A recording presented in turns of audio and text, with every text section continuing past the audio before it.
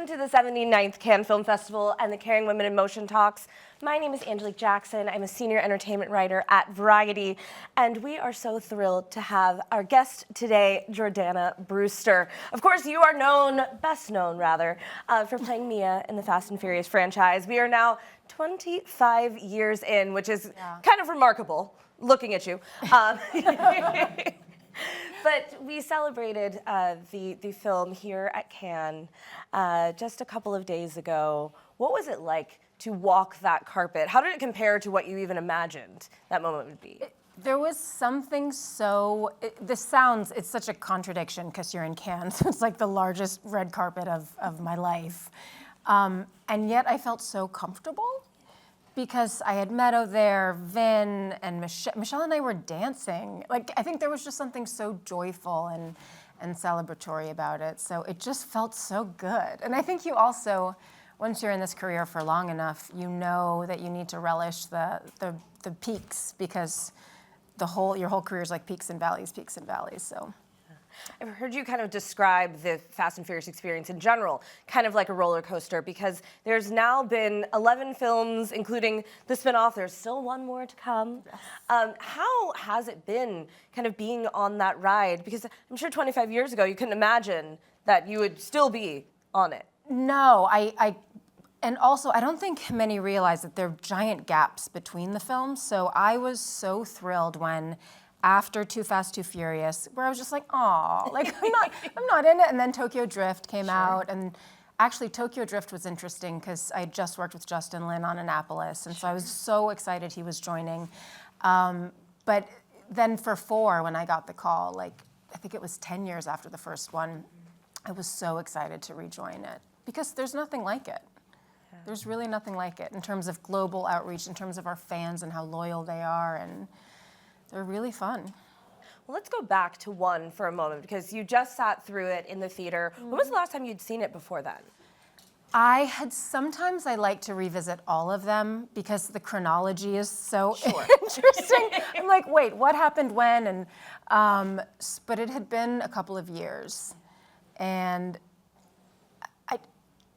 I was like, my jaw dropped. And I said to Vin yesterday, I was like, I don't think I ever fully appreciated the depth of his character and how much, because he takes a lot of time with the scripts, and he takes a lot, and the integrity of the characters really, really matter to him.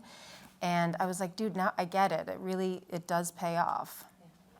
Yeah. When you think back to Mia, or when I was watching her on screen, I was struck by, she always seemed very poised and cool and put together, but there are so many layers to that character. We get a chance to see her be funny and sort of insecure that, oh gosh, this boy that I like is coming over, and I'm just wearing this ratty t-shirt now. Yeah. There's so much that you got to play with just from the very beginning. What do you remember about reading that first script? I remember reading it, and the first thing I thought was, okay, actually I was told, you're like, oh, you're this patrician girl from like the Upper East Side, like we're gonna have to like roughen you up a little bit. And so, and we did that through the way I spoke and just watching different movies and different actresses and just trying to get more grounded in my body. And so I worked really hard on that. And I just remember, like, we all added little details, that wasn't scripted. The piece about, like, oh my gosh, he's coming, or sort of the unsaids between brother and sister, where he's like, get in that helicopter, and that, like, there was so much nuance that I don't remember, or nuance that we lost over the years because they just got bigger and bigger and bigger. Sure. Well, because at the time when you signed on to that film, you were a student at Yale. Yeah. This was what, maybe your 3rd film?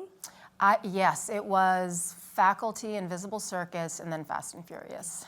So what do you remember about auditioning for that role? I remember it was still in person.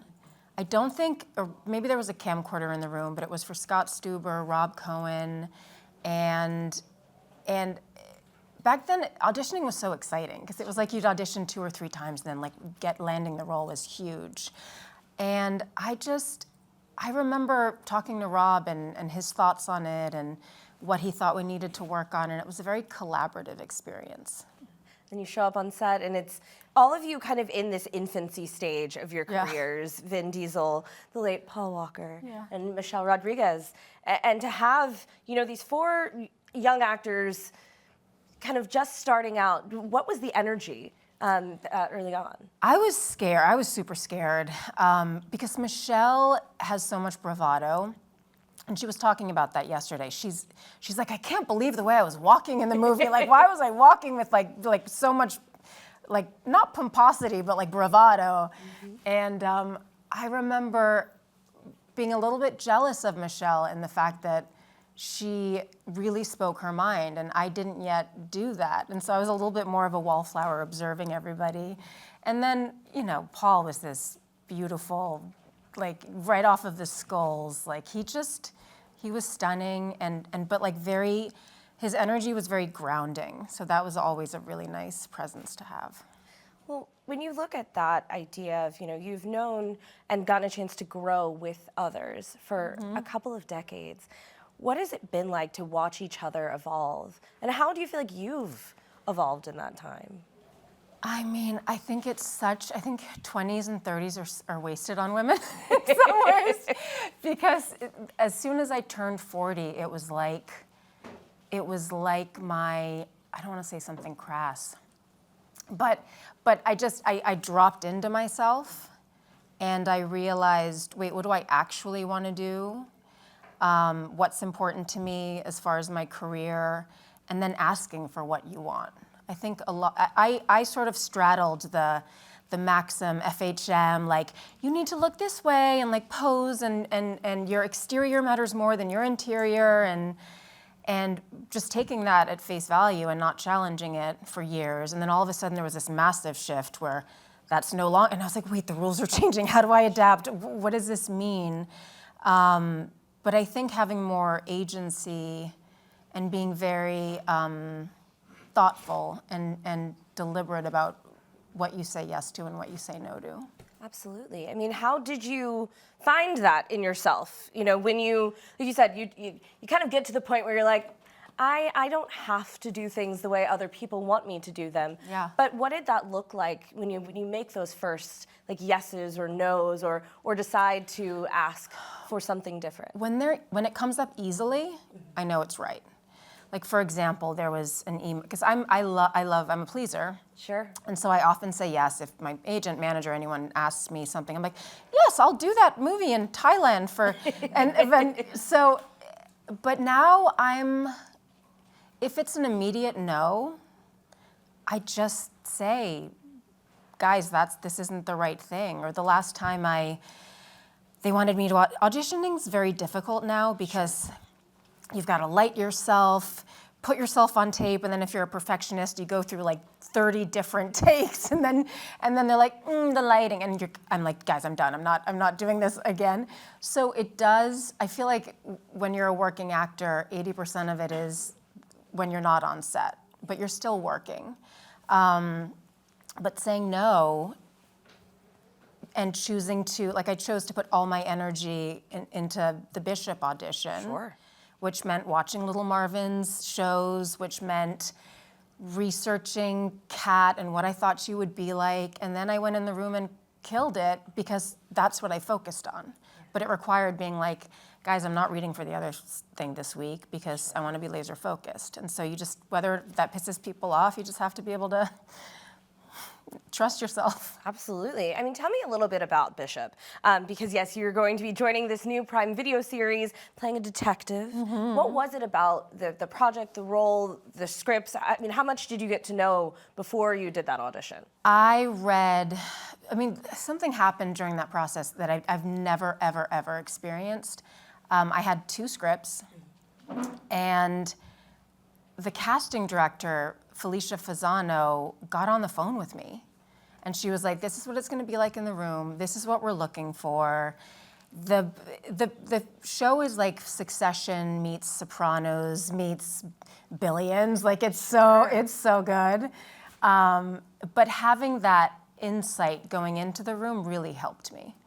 I was like, Felicia, she's like, I do this all the time. And I'm like, where have you been? Because like, I never get that. It's like getting a crib notes. Yeah. Well, what was it about that conversation that gave you? Was it more confidence? Was it more clarity? It was clarity, because she said, here's what some people have been doing, and that's not the direction, that's not what we're looking for.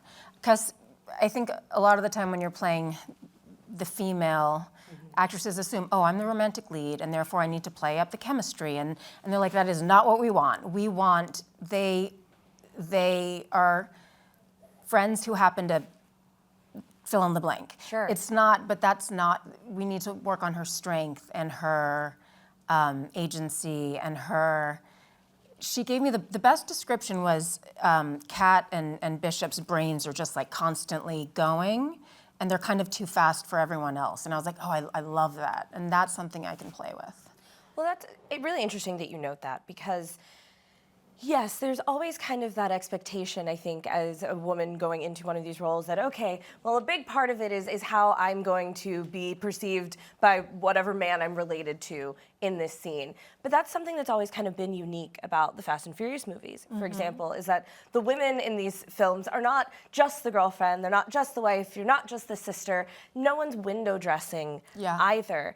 How has that experience and kind of experiencing that over those 20 years kind of empowered you to go into other roles and know that, no, I'm not just the anything? Yeah, I think that's always in the writing. Yeah. So, because I was on shows after Fast where I did feel like, or maybe like sometimes the pilot, the character's really fleshed out, and then gradually she just gets whittled and whittled and whittled, and then you're like, I'm so bored. Like it's, because it is, if you're a smart, creative person, it's extremely difficult to just, it's just like coloring with 3 crayons instead of the whole box. And it's also, I think, very hard to be good when you're given very little. So I'm very grateful that the female characters in Fast are strong and layered, and yeah, we get to do a lot, so. Well, I know you like to do a lot in terms of the action in particular. What is your favorite of the action scenes that you've filmed for that series? It's a tie between me with Brian in the first one, where he's gonna jump on and save Matt Scholes, and then also the one in Puerto Rico where we jump off a building. That was really fun. I mean, it's pretty incredible to watch. Well, I want to talk about that first scene first, because we just saw that at the premiere. But you guys were really driving at that time. I know. What did it take to pull something like that off? Well, Paul, I could always rely on him because he knew his stuff. He loved driving, he was obsessed with cars, and so he knew how to make things look really cool. And it was more fun to shoot it all practically, because you don't have to fake the adrenaline. You don't have to fake the, oh my gosh, what's gonna happen? You know, there's something very inorganic about being in front of a green screen, having to, like, okay, the mountain's this way, and it's kind of like cheating, because you're actually doing it, you're actually scared, and there's a level of precision that's required depending on where it's also really fun with the crew, because they're also like hanging off of stuff with the cameras, and the stakes are higher. Now, when you're, like you said, jumping across these buildings in Puerto Rico, basically doing parkour, did you know you could do parkour before you joined? I did not know I could do parkour. And Justin didn't tell us what we were doing that day. He sort of snuck. I saw a harness in my trailer, and I was like, guys, this is for someone else. Like, and they're like, no, it's for you. You're jumping today. and it was so fun, though, because the adrenaline rush and the sense of accomplishment you have after is just so cool. What does that do for you as an actor? I know you mentioned, obviously, yes, it is more realistic. You are in it with the crew more. But as a performer, getting to like fully embody Mia and add the layer to her that we didn't realize that, she's this athletic. What is that? How does that, It puts you in your body, which I think is so cool. Because I think a lot of the time, the most difficult thing for me as an actor is, luckily I started on soaps. So I had I was really trained in getting used to having cameras there and hitting your mark. but you're so in your head sometimes. And when you have a sequence to memorize that's a stunt sequence, or you have a partner and you're sparring, you get out of your head and in your body. And I think sometimes that can be the best thing for an actor. I want to go back to your training for a moment because, like you said, on soaps, but also Yale as well. What was it that you picked up while you were kind of going through that matriculation process, if you will? What did I pick up? I think confidence. I think I was an 18-year-old who had a lot of experience under my belt as far as work and traveling, but I'm a nerd. I really like books, and I love reading, and I love debates, and I loved seminars where we're all around a table arguing with each other, and I realized recently that I'm the happiest when I'm juggling. Sure. So, and it's not just motherhood and acting, it's gotta be like an intellectual endeavor and also acting. So whether it's writing classes, acting classes, and also auditioning, it's like actors need something else to chew on or we go insane. Like I think young actors today need to have something else, or you just feel like there's all this like creative stuff that's bottled up and you need to be able to let it out. Yeah. Well, I mean, I realized, I guess because in 2001 I wasn't thinking about it at the time, but the idea that you went back to Yale and finished your degree, you know, you were talking about people having expectations of what you do next and how you pose and do these things. That decision to do that, you know, after a movie like Fast and Furious, which was a pretty significant hit from the beginning. It wasn't like, oh, people found this movie 20 years later. What went into making that decision to finish? There's something that felt very safe about being on campus, and I mean, I knew about all, like, it was the era of like Jennifer Love Hewitt and Tara Reid and all these movies and people's star just like rising, and I knew I wanted longevity, so I wasn't in a race, and I don't know, I liked being amongst, you know, young people, and I was also sort of eclipsed by, once Fast and Furious came out, I was more recognizable, but also Barbara Bush was there. And she was always like, security was always following her, so I was like, oh, thank God, like, everyone's paying attention to her. You're very anonymous. Yeah, I'm like, nobody cares about me and my backpack and my Starbucks. And But that's beautiful that you were thinking about longevity from the beginning. You know, what gave you even just the confidence, the wherewithal to know that, you know, a lot of people would get very caught up in the like, okay, I'm hot right now. I've got to strike while that iron is hot. But you had the patience. Where did you get that from? I think at 15, I was like 15 going on 30. And then I was 22 going on like 35. And then now I've finally caught up to my age and sort of settled in.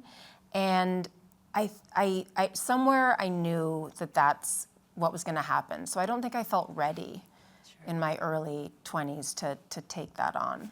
When did you kind of feel ready? I know we finally fully stepped into our power, but at what point did you start to kind of build that confidence and feel more, you know, ready to inhabit the career? I think confidence is earned and requires taking risks.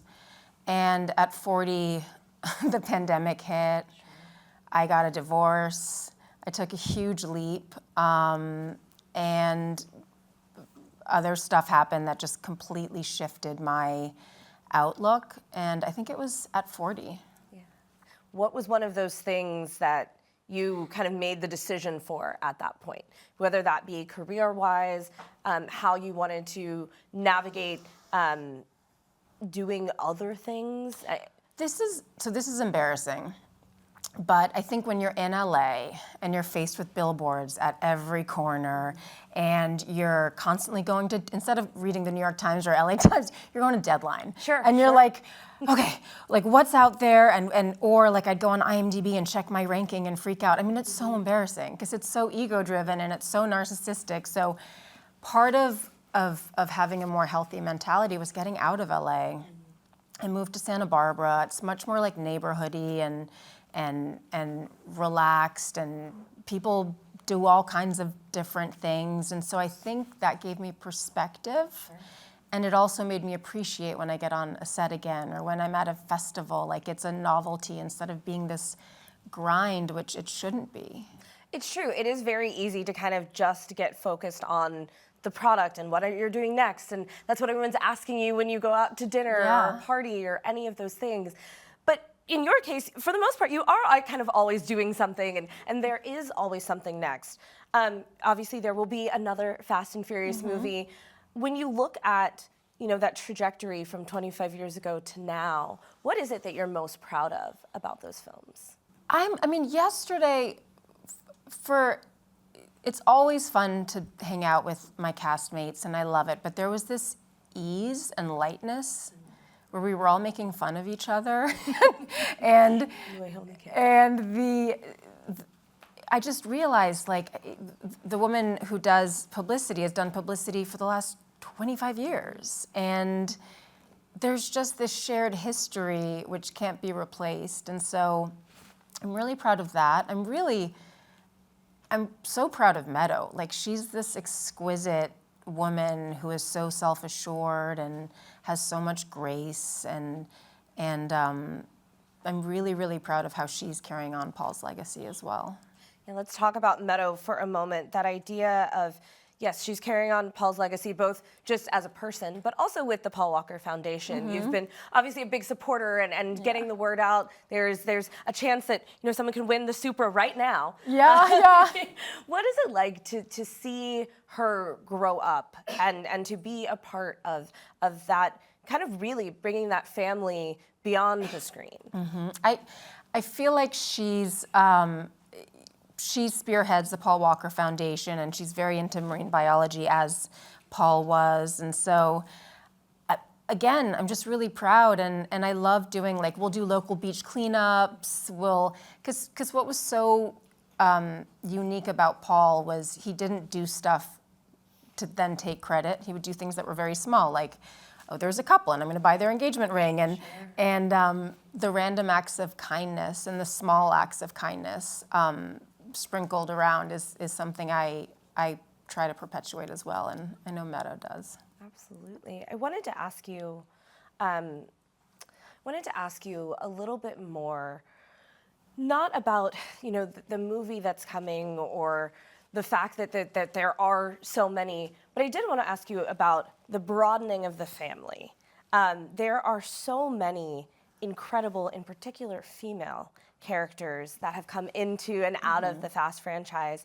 What do you think that it is about this franchise that has attracted so many of them? You talk about Charlize Theron and Helen Mirren and Gal Gadot and it's crazy. Natalie, of course. Oh, I love Natalie. Natalie's so awesome. Yeah, what has it been like also just to be able to be around so many women on screen?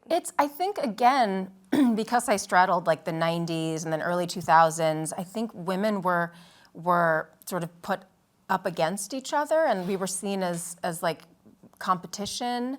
And being in a Fast franchise, it's like all of us have a very unique lane. All of us are there to do our thing, and it's not about one-upping each other. It's like it's like a rising tide raises all ships. So that's been a really cool experience. I've always, and I have to continue to ask, we've always been wanting that all-female Fast movie, Fast TV show, now that Vin has announced that you guys are going to develop into television for Peacock. What do we have to do to make this happen? I don't know. If you let me know. Because I also think we could do a female spinoff for not that big a budget. Sure. It could be down and dirty and fun, and I think it would be great. What would you like to do? And honestly, as we head to the final one, what would you like to see from Mia? In the final one? Sure.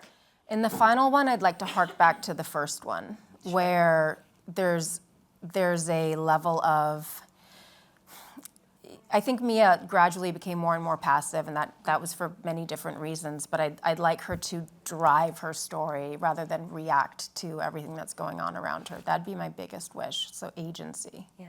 What does that look like in the sense of, you talk about agency, you talk about, I think we've said grit, the grit that she had in the first one.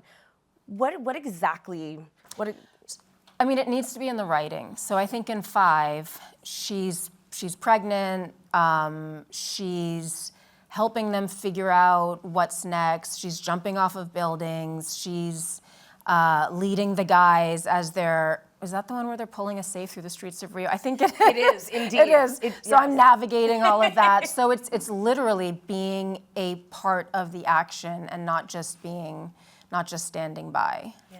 I actually remember watching 5 and that realization that you're like, I'm sorry, you're parkouring while pregnant? That seems I know, it did seem. But it is pretty amazing because it does kind of lead to just the power of women and the power of the idea that she can still do everything while preparing to add to the family. I mean, that's sort of, I think you've described Mia as the moral compass of the films. What is it about that is also very empowering? I think there's something about, it's so funny because yesterday when Michelle and I were talking, she's like, she kind of started saying I was square, and she's like, Mia's the good girl, and I was like how dare you? Because I kind of think we've swapped roles now, where she's the more mellow one, and I'm the one getting tattoos and coming into my own.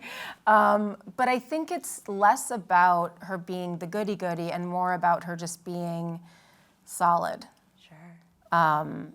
So it's calling people on their stuff, basically, is what Mia does. What is it like to have that relationship with Michelle in particular, where you, like you said, you've seen each other grow over this time, and you've both on camera and off camera, to kind of have that person that knows you way back when? How does that, I don't want to say confidence again, but truly, how does that, having someone have that deep knowing of you, just add like that extra layer to a friendship? It's amazing because we all have each other's back. Like during the pandemic, Michelle came over, and I remember sitting outside because of course we had to like socially distance and like just talking about, okay, well, what does this mean? Like, where are you gonna stay? We wanted to make sure we were all okay. So whether it's that, whether it's, you know, checking in with her before she arrives here, whether it's like, we're just very protective and thoughtful of each other. And it's also like, hey, how are they writing for Letty and Mia this time? Like, let's say something. I think that's very, very important to protect our characters. Absolutely, because that is what is unique, as you were just saying. Back in the day, it was really more about having two characters pitted against each other. Yeah. But those two characters on screen, in particular, have always been sisters. They've always had each other's backs. You know, they've always perpetuated that type of energy. Yeah. So yeah, what is it when I'm sure when audiences and fans come up to talk to you about Mia or about Mia and Letty, what is it that they say about those characters? Well, my favorite is like, I named my daughter Mia. I love that I was part of someone's childhood and part of growing up, and hopefully Mia was a good example. I think she is. I think she's a pretty solid, she's a great example. Character. Yeah. She's also a great example of how to be a wheelman. Totally. You know, she's totally. She just gets us all into, you know, our high speed mode. Yes, but she keeps it like under wraps. That's why I loved the scene in Cha Cha Cha where I'm with Paul, and then all of a sudden I'm like, you know, pulling wheelies in a car. Like, I don't flaunt it, but it's there. Yeah. Because if you got it, flaunt it, but you also can keep it under wraps. Yes. I mean, that is something that is very unique about this character too, is the idea, and I think I spoke to this a little bit earlier, is the layers to her. Is there a side of her you haven't gotten to explore yet that you would like to? Yeah, I don't know what the spin-offs look like, but I'd love to see, there's something so hard about parenting boys. And she's got a boy and a girl. Boy and a girl, but that's okay. I would like to see the way she handles that, because I think, especially with all this gentle parenting I just would like to watch Mia like lose her stuff on her boys and just be like a really like sort of hardcore, strict mom dealing with teenagers. I think that'd be really fun. It really is bringing it all full circle. Yeah, if you get to that. It is. I do love the idea, though. I think I may have read somewhere that you technically like named the daughter. Yes. Because with the bracelets that you were wearing in the last film. I did. I don't remember her name though. I think it's Olivia. Oh yeah, I love the name Olivia. I really, Here and to I help. never had girls, so I did. The reason why I ask about, such a little detail like that is because when you talk about agency and when you talk about, coming into your own, building a character, this is an opportunity for you all to kind of flesh out the world in whatever way that you want. What is it like to be able to have that experience of, being able to call the filmmakers or being able to call Vin and make suggestions for what you want? I think well, she's yours, right? Like she's Mia's mine, Kat's mine for Bishop. So even now I'm doing like Miley Cyrus, when she went to the Gucci show, I think, or Christian Dior show, I think it was Gucci, her haircut and her style, I'm like, that's Kat. And so then I send that to the head of the hair department, and then we're gonna give me like some sort of faux mullet. And I just like, you need to use all the tools in your bag to create something. So it's really gratifying to be able to be a part of the vision and not to just be told, there's your wardrobe. Sure. Like, hit your mark. Well, how did you get to the point where you got comfortable really pushing for your vision? Because as an actor from the beginning, of course, you make suggestions, you make character choices, but you go from, being a young actor, perhaps being a little not as vocal, to now being where you are now. Yeah, I think initially you feel like, oh my gosh, if I speak up, I'm gonna get in trouble, or truthfully, sometimes there's no there. Like sometimes you're the girlfriend and you're like, I don't know, not with Fast, but like with other stuff, you're just like, I'm helping drive the plot, or I'm helping the male characters. So I think the input and the getting excited and the creative spark comes from good writing and multi-layered characters, and then you just, that's what, and I think those characters come later on in life. Sure. They really do. Well, they do, but it is almost, it's interesting because I imagine in the 90s and 2000s, when you were thinking about your career, did you always know that those characters were gonna come later on in life? Or? I think it was something my agent told me, Sure. because I think I was always somewhere in the middle. I wasn't the like airhead pretty girl. I wasn't the, comedic relief. And so I had trouble sometimes navigating that. And I don't know, there's something about me where I'm an old soul. So I think they were just like, just wait till your 40s or late 30s. And I was patient. And Was it and easy did. to be patient? No, I think the hardest time in my life was my 20s when I didn't have Yale, because I really like juggling. Yeah. Like I just think, I think school keeps you sane when you're in an insane industry. You need something else to chew on or you go insane. So my 20s when I just felt like I was free falling, waiting for auditions, and I didn't believe that I could create my own stuff then. I didn't have the confidence to do that. So that was a big challenge. And then when did that turn? It turned, honestly, at 40, I started, like I interview authors for UCSB. Sure. I interview authors at this local bookstore, Godmothers. I love like diving in and taking notes, and then, or optioning books and then adapting them and then pitching them. It's such a different muscle, but it's a muscle I'm so dying to work out because it's been there all along. So I love this new iteration of my career. Because as I'm on the Bishop set, I'm also going to be working on, the pitch for Dead Friend Project, or the script I'm working on, or trying to find the right director, and that's so fun. And I'm kind of bummed I didn't get to it earlier because it's the best. Well, you kind of have to build to it. Like you said, there actually is a lot of wisdom in not quite knowing what you're doing and having to kind of figure it out until you do, until you have like kind of peeled away all of those other things that aren't really, serving you as well to narrow in on the thing you love. You mentioned a script, so you're writing now as well. I'm writing, What is that experience like? Well, I was an English major at school. I love reading. But then all of a sudden I became obsessed with like Rachel Cusk and Heidi Julavitz and Miranda July, and it's all about women having children, the changes we go through, and I was like, I haven't, I mean, this year was pretty incredible with Night Bitch. Sure. And with If I Had Legs, I'd Kick You. I love that movie so much.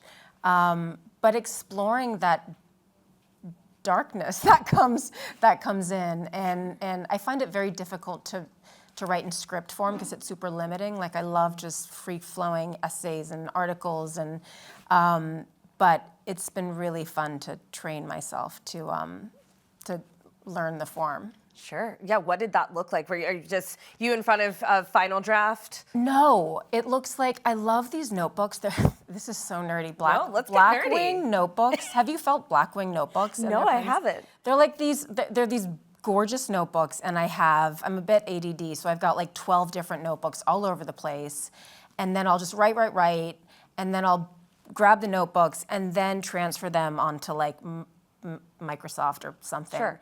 And then I got Final Draft, and then I had to learn Final Draft. But Final Draft's like the last step for me. Sure. So you have a screenplay now.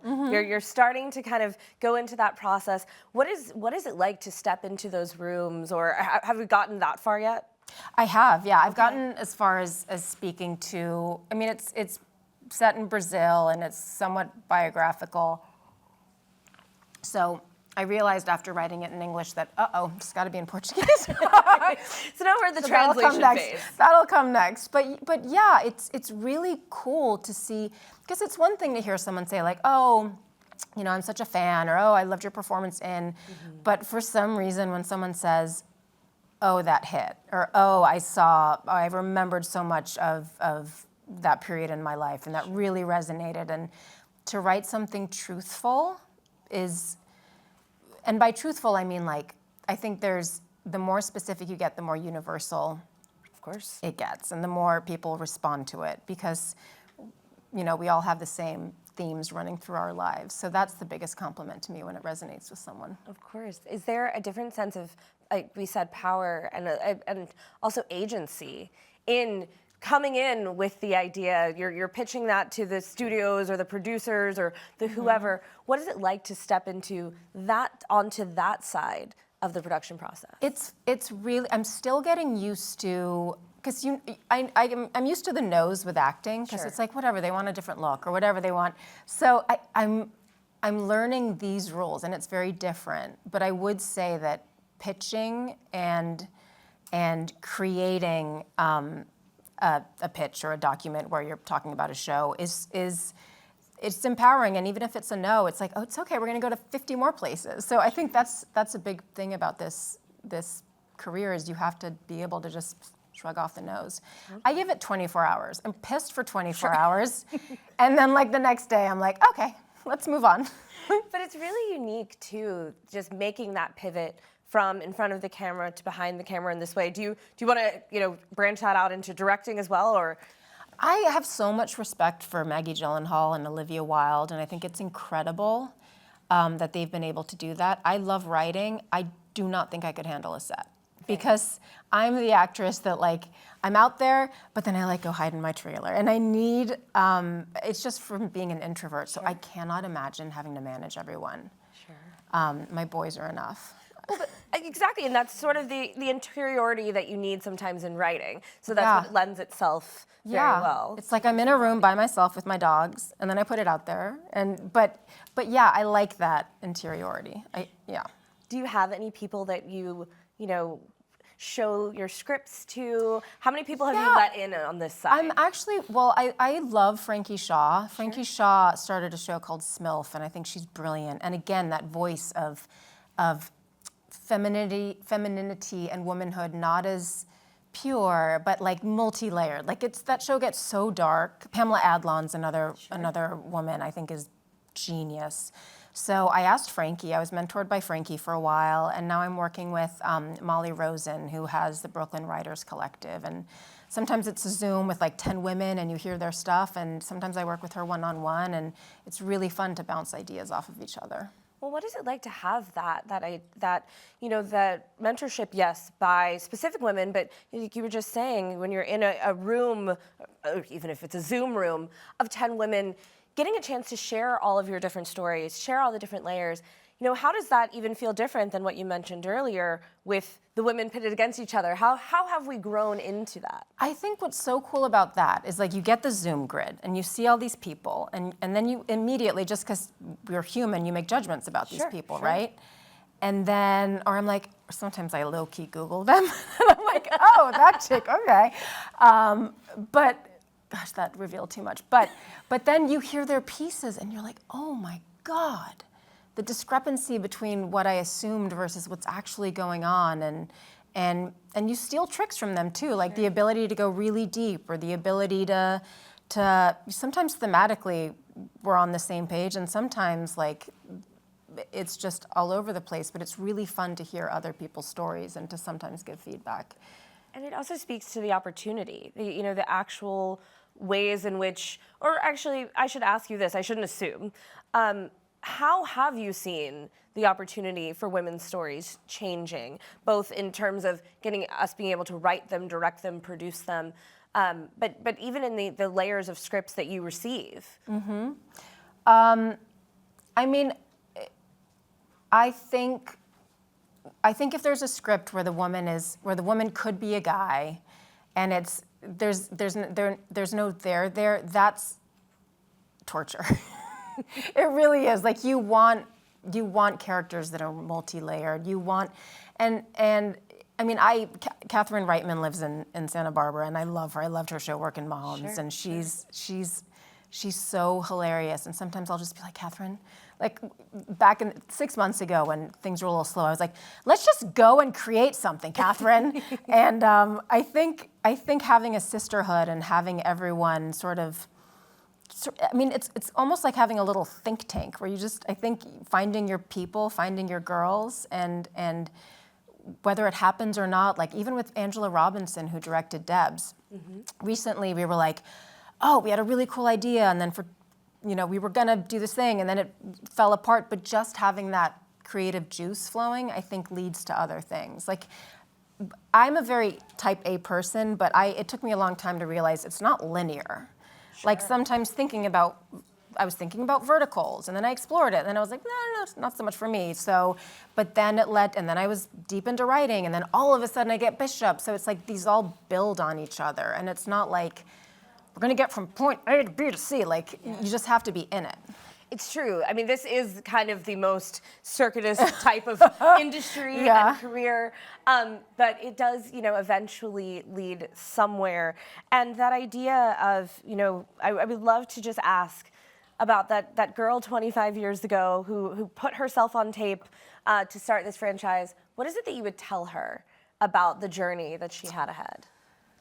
Oh my gosh, I would say like, she would never listen because I think she needed her like protection back then, her armor. But I would say like chill, like just relax, like and enjoy it a little bit more. And that's what I tried to do 2 nights ago. And I did. I stayed up till 5. But that's what I would say. Well, it helps a little when the movie goes until like 2:30. I know, it does. It does. But then Vin yesterday was like, well, that's not how you get to Yale. And I was like, I know, but I could have just been a little more, because they were all like having fun and I'd be in my room like going to bed at 10 because I had to wake up at 5 and work out. And so relax is what I'd tell my 20-year-old self. Just like a brother to tease you about being... I know. About not going out I enough. know. He's like, you can't come out with the boys. I was like, I would have liked to. Well, I will ask one question about the boy then. In having Vin Diesel as your brother on screen and in this career, what is something that you've learned from working alongside him? He has an incredible ability to manifest. So he will say one thing years earlier, and then it's crazy. It just comes into fruition. And I do think he's very creative, but he's also very strategic, and he's incredibly protective of the franchise. And I think his patience and foresight allow it to exist to this day. All right, well then what are we manifesting for you? What is that next? Do you know what's crazy? I do love manifestation, and so does little Marvin. And as I was packing up my stuff to go to Montreal, because that's where we're shooting, I saw like stuff about my boys, and then I literally was like 4 to 6 months working on a really well-written television show. And I was like, bam! So I got that. So I hope Kat gets to flourish, and I hope her character expands instead of, I'm not gonna let her shrink. What about after Bishop? What is the next thing? After Bishop, well, hopefully the thing I'm writing, my ideal would be to find a female director who I can sort of be alongside, and I wouldn't be annoying. I'd want to learn from her, but I'd also like, it's so in my head that I need to be there. Yeah. So to find that and to film that, and I'd love to collaborate. You know what else? I'd love to work with Emerald Fennell in any way possible. I think she is brilliant, and I love British humor. Like, that's my jam. So, yeah, and I love London. So. Listen, I'm into that. Getting really specific. You want to act for Emerald, and we're gonna find someone else to direct your film. I want to act for Emerald. Yeah. Okay. All right. I mean, listen, we've now put it out there on Variety.com. So I feel like that's the best way to make the call. Totally. Well, and then at some point you have to make time to go back to LA, finish the Fast franchise. Yes. What will be the most emotional thing about saying goodbye to Mia? Oh man, I think if it's goodbye, I think it's the nights like we had 2 days ago. I think it's the check-ins with each other where there's this, like talking to Donna Langley at 3 o'clock in the morning, jamming with Michelle and Vin, and having this, like, I don't want that to go away. So that'll be, if it truly ends, it'll be really sad. But then we've got the roller coaster, we've got the, which I won't ride. Whenever you miss the roll, you can go on the I can go on the roller coaster. I mean, I think they're different iterations. I think the franchise itself will always exist in some way. Yes, the legacy will always live on, as your legacy will always live on. Thank you so much. Thank you. For unpacking the role, for discussing what's next in the future, and yes, for being a part of Kering Women in Motion. Thank you so much. Thank you, and thank you all so much for sitting through.